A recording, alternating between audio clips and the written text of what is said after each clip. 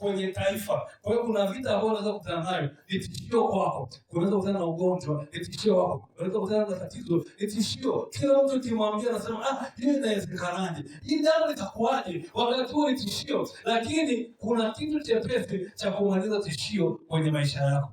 Bwana Yesu asifiwe.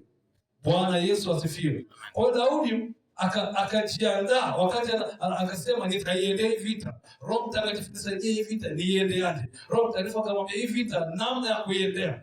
Namna ya kuiendea kwa maana nasema habari za Roho Mtakatifu kwa Daudi kwa sababu kitabu cha Isaya sura ya 11 mstari wa 2 anasema na katika shina la Yese, chipukizi la Yese, naye Bwana ataachilia roho ya hekima, roho ya maarifa, roho ya busara. Mungu ataachilia roho. Kwa hiyo zile roho za Mungu zikamfundisha Daudi namna ya kwenda. Tamani roho Mungu kufundisha namna ya kwenda kwenye ile vita, namna ya kwenda kwenye ile suluhu, namna ya kwenda kwenye ile uponyaji. Unapopoteza maongozi ya Roho Mtakatifu, kuna namna unapoa, kuna namna unaomba lakini matokeo hayaji.